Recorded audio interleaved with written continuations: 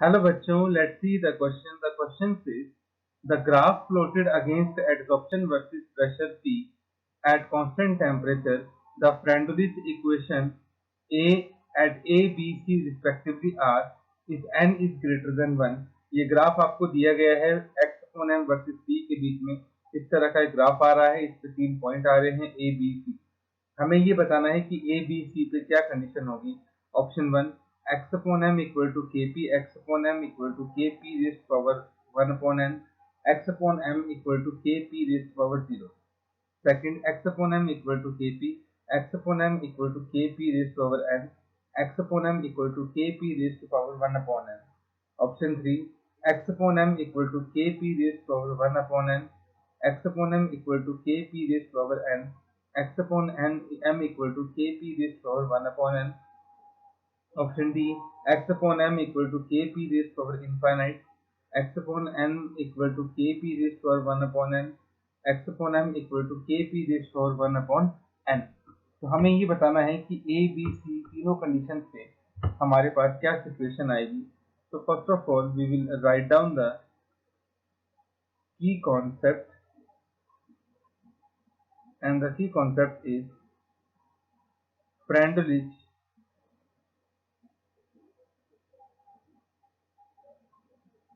adsorption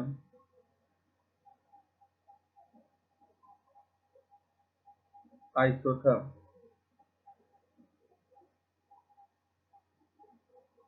Freundlich adsorption isotherm के basis पे हम इस क्वेश्चन को सॉल्व करेंगे. और जो फ्रेंडलिच का एडजॉर्प्शन आइसोथर्म है वो वैसे तो क्वेश्चन में आपको गिवन है, लेकिन हम इसको एक बार फिर से बना लेते हैं. तो हमारे पास इस तरह से y एक्सिस है और x एक्सिस है. x एक्सिस पे हम लेते हैं प्रेशर, y एक्सिस पे हम लेते हैं x अपॉन m.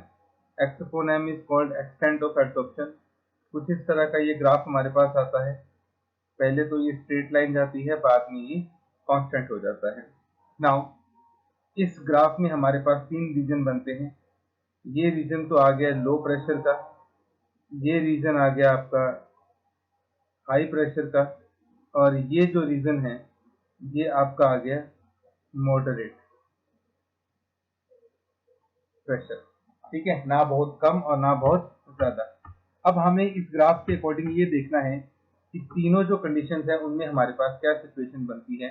तो first of all at low pressure आप देख सकते हैं लो प्रेशर पे x upon m versus P का जो ग्राफ है वो एकदम स्ट्रेट लाइन की तरह बनता है. तो हम ये कह सकते हैं x upon m is directly proportional to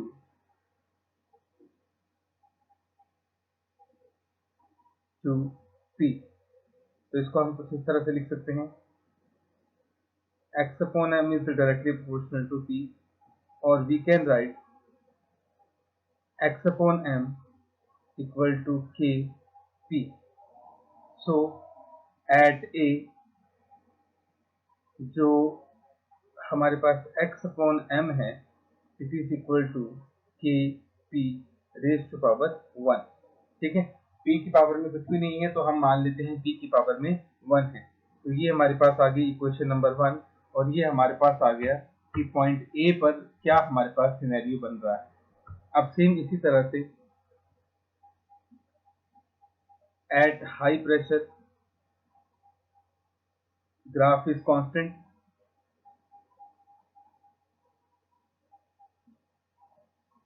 तो क्योंकि ग्राफ कांस्टेंट बन रहा है तो हम इसको लिख सकते हैं x upon m equal to constant, और इसको फर्दर हम लिख सकते हैं x upon m equal to k p raise to power 0. k हमारे पास कांस्टेंट आ गया और p की पावर 0 मतलब 1. तो इसका मतलब x अपॉन m हमारे पास क्या है, कांस्टेंट. तो ये आपके पास आ गया पॉइंट B और equation 2. Now at moderate pressure